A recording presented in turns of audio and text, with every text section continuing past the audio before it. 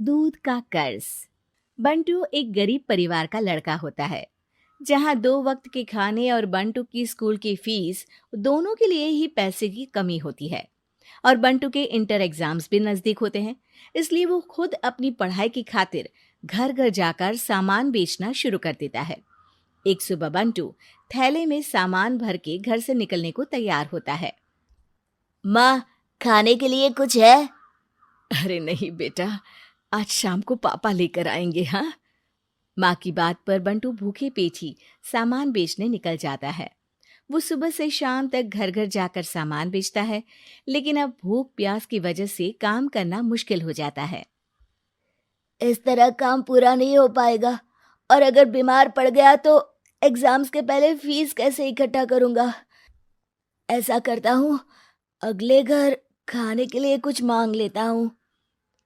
इसी के साथ बंटू आगे जाकर एक घर की बेल बजाता है, जिस पर निम्मी दरवाजा खोलती है। क्या हुआ?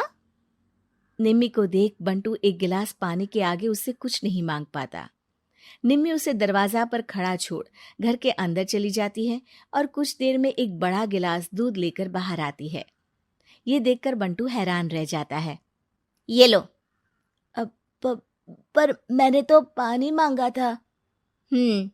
देखने से साफ पता चल रहा है कि तुम्हें भूख लगी है। इससे तुम्हें आगे काम करने की ताकत मिलेगी बेटा, पी लो। बंटू दूध पी लेता है। इसके लिए मैं आपको क्या दे सकता हूँ? तुम्हें मुझे कुछ देने की जरूरत नहीं है। माँ ने हमेशा सिखाया है कि इंसानियत की कोई कीमत नहीं होती। निमी की बात बंटू के दिल में घर कर लेती है।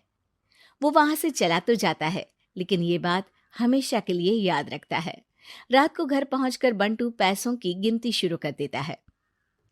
स्कूल की फीस भरने के लिए तो ये पैसे बहुत ही कम है। कल से मुझे ज्यादा मेहनत करनी होगी। अगली सुबह से बंटू फिर एक बार पूरी मेहनत के साथ काम पर लग जाता है। देखते ही देखते कुछ समय बीतता है और अपनी मेहनत से बंटू एग्जाम्स के पहले ही स्कूल फीस भर देता है। अब मैं भी एग्जाम्स दे पाऊंगा और फिर मेडिकल कॉलेज में जाकर बहुत बड़ा डॉक्टर बनूंगा। बंटू दिल लगाकर पढ़ाई शुरू कर देता है। उसे एग्जाम्स में टॉप करने की वजह से कॉलेज की स्कॉलरशिप भी मिल जाती है और वो पढ़ाई करने दूसरे शहर चला जाता है। सर, इस स्कॉलरशिप से आपने मेरा सपना पूरा कर दिया। मैं आपको जितना भी थैंक यू बोलूं उतना कम है।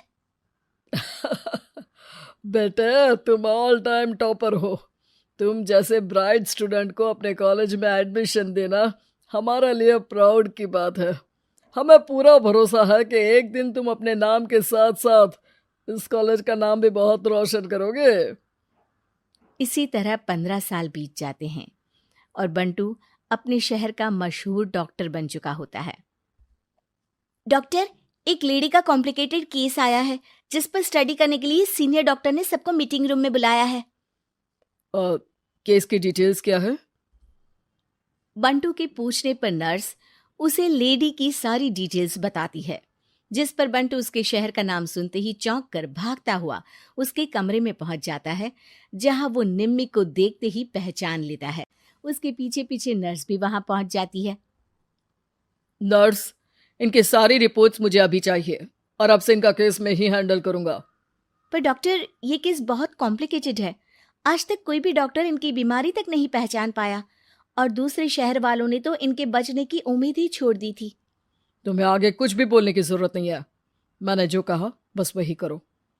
नर्स बंटू को निम्मी की सारी रिपोर्ट्स दे देती है, जिसके बाद वो उस पर स्टडी शुरू कर देता है और हजारों दिक्कतों के साथ महीनों की मेहनत के बाद आखिर में निम्मी की बीमारी का पता लगाने के साथ साथ उसका इलाज ढूंढ ही लेता है। मैं आपको ठीक करके ही रहूंगा। अब बंटू अपने को डॉक्टर्स की मदद से दिन रात एक करके निम्मी के इलाज में जुट जाता है, जिसमें वो कभी दूसरे हॉस्पिटल के स्पेशलिस्ट को, कभी किसी मल्टी स्पेशलिस्ट को बुलाकर निम्मी का चेकअप कराता रहता है। इसी तरह 10 महीनों की मेहनत के बाद आखिरकार निम्मी ठीक हो जाती है, जिसे देख पूरा हॉस्पिटल हैरान रह जाता है। वाह डॉक्टर, आपने तो बिल्कुल नामुमकिन को मुमकिन कर दिखाया। यही तो हम डॉक्टर का काम है। सुनो, इनके डिस्चार्ज के वक्त बिल के फाइनल प्रोसीडिंग से पहले उसे मेरे पास ज़रूर लेकर आना। कुछ ही हफ्तों में निम्मी के डिस्चार्ज होने का वक्त भी आ जाता है। निम्मी नर्स से बिल के बारे में पूछती है। पेपर सारे तैयार हैं, आप तैयार हो जाइए, तब तक मैं बिल की कॉपी भिजवाती हूँ।